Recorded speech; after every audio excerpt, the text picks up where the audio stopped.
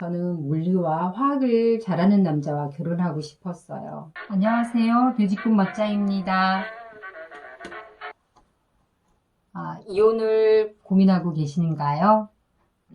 너처럼만 산다면 나도 당장 이혼하겠다. 제가 가끔 듣는 이야기인데요.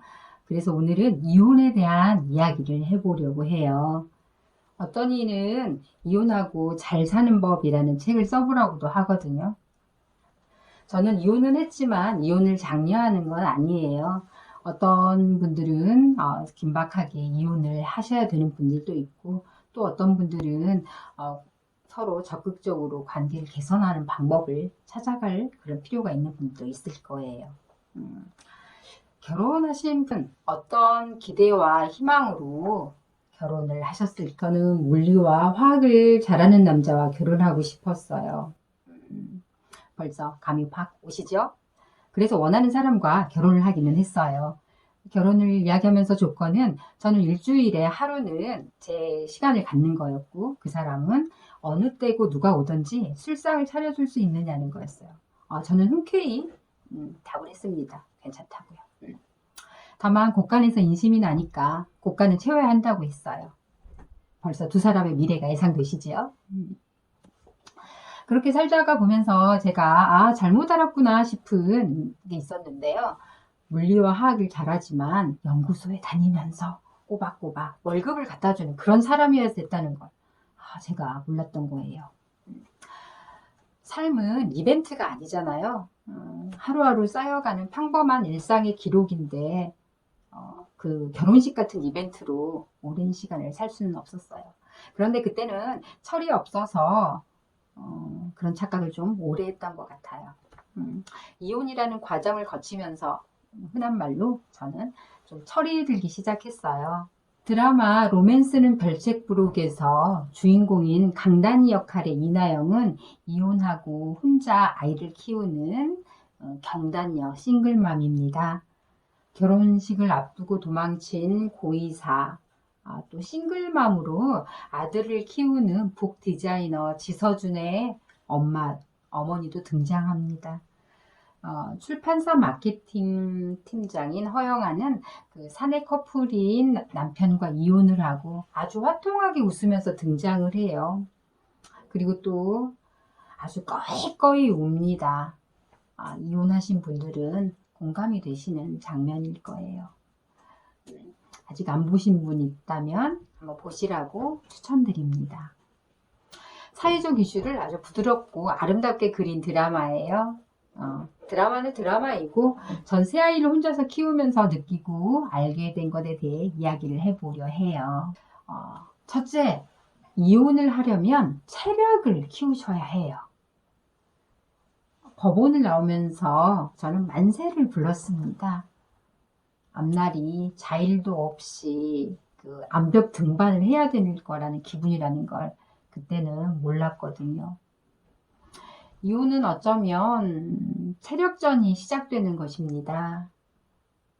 아이가 있다면 육아를 하면서 가사노동, 경제활동, 또 세상 사람들의 관심에까지 반응하느라 굉장히 많은 에너지를 필요로 합니다. 더구나 혼자서 말이에요. 이혼 전에는 싸울 사람이라도 있었습니다. 이혼 후에는 화장실에서 샤워기 틀어놓고 혼자서 나와 싸워야 합니다. 이혼을 하려면서 그 망설이는 분들 중엔 첫 번째 이유가 경제적인 독립 때문이라고 많이들 그러시더라고요.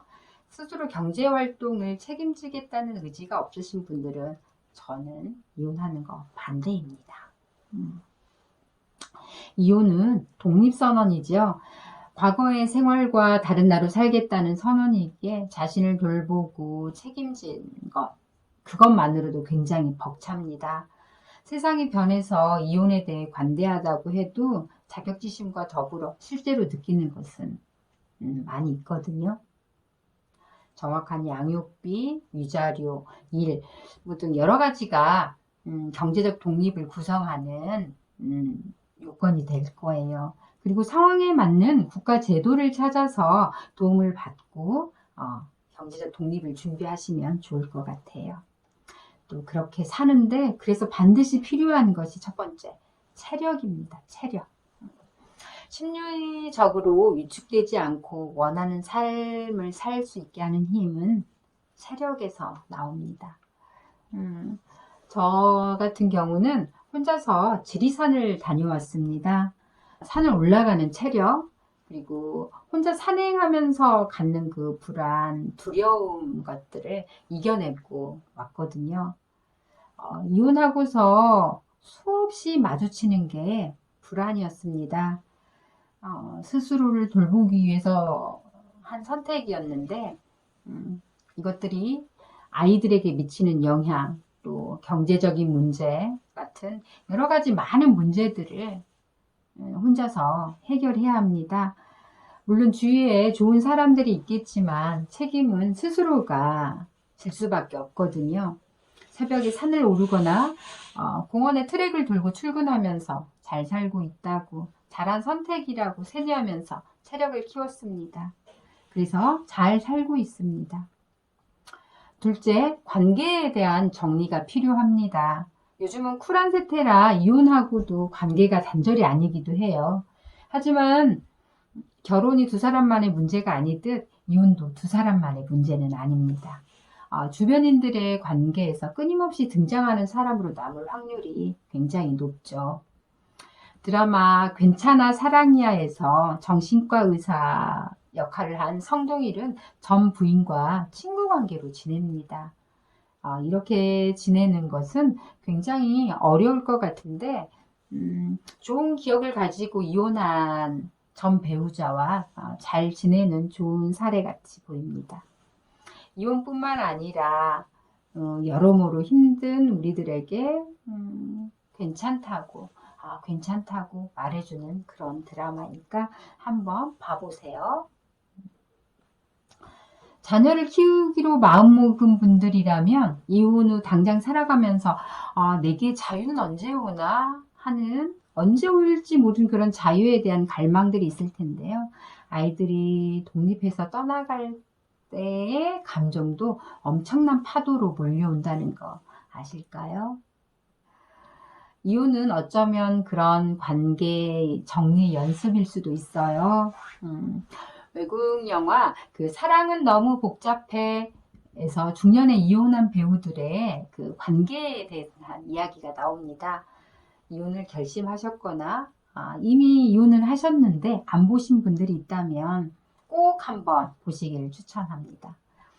그 메릴 스트립, 알렉 볼드윈, 스티브 마틴 같은 관록 있는 배우들의 연기와 그 이혼한 가족들, 그러니까 자녀와 관계들의 이야기들이 나오는데요. 그 이혼한 관계에 대해서 어떻게 정리하면 좋을까에 대한 도움이 되실 겁니다. 이혼을 하고 나면 자의반 타의반 한동안 위축되는 생활을 하게 되는데요. 갑작스럽게 그 관계가 변화하면서 그 심리적으로 많이 불안해집니다.